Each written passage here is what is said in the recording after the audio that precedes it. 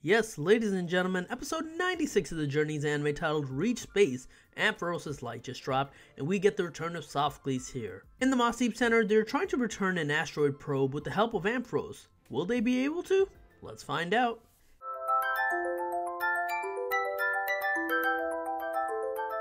In the Mossdeep Center, Ash and Goh meet up with Sophocles. He's there with an Ampharos that we later find out is Molane's.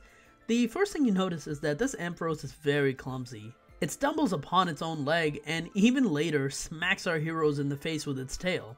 Currently, they're trying to bring back an asteroid probe called a Talonflame 2. In order to do so, they need to use Ampharos Light.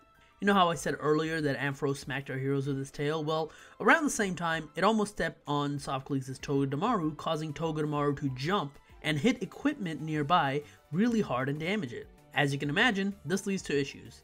They're ready to start bringing down the probe using the lights from the Ampharos. However, while doing so, the equipment that got damaged earlier explodes. This causes the center to have to prematurely abort the return in order to fix the equipment, but because this happened to an already shy Ampharos, even though Ash and Goh try to cheer it on, it loses confidence and the ability to shine its light, and once that happens, it runs away into this forest where our heroes have to try and find it.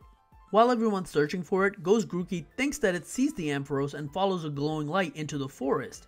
However, we see that later it is a Volbeat. Nonetheless, this means that now, Grookey's also lost somewhere in the forest. They do eventually find Ampharos behind a rock and encourage it.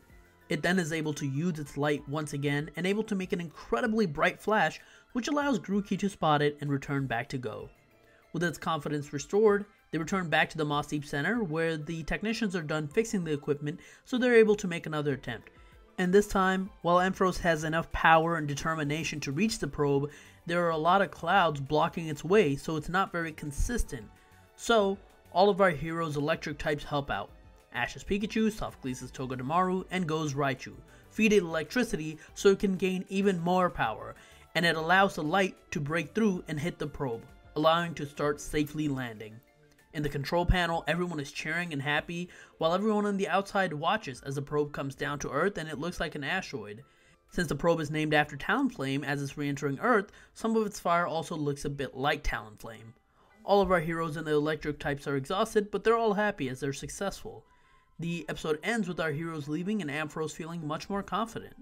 Overall, this was a fine episode. It's good to see Sophocles and how his arc is going after the end of Sun and Moon.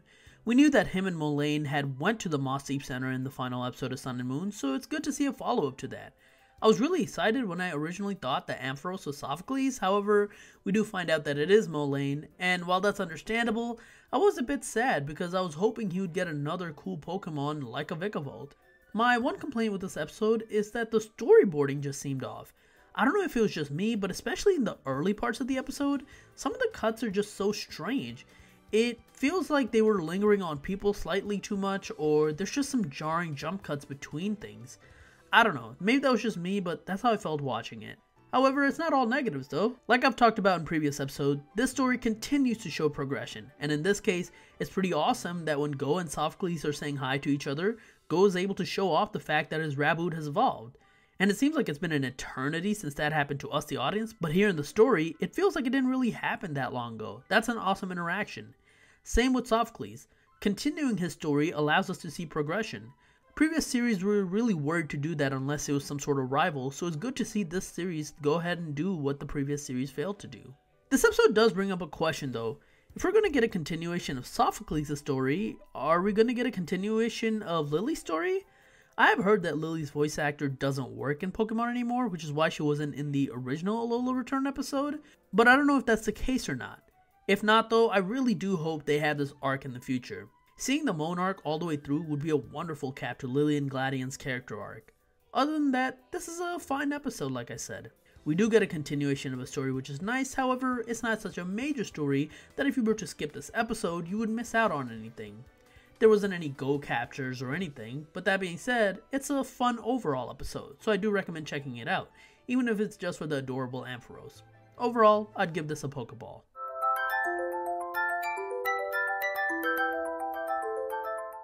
I don't even know what to think of the next episode. It's another Slowpoke based episodes, and those have been bizarre in the past, especially in this series. I guess we'll just have to see how this one goes. But anyways, that is it for my review episode 96 of the Journeys anime. Thank you so much for watching. If you like this video, like, share, subscribe, in the comments let me know your thoughts on this episode. You can follow me on Twitter at TheRealPDGaming, and that's it. I'll talk to you guys later. Peace.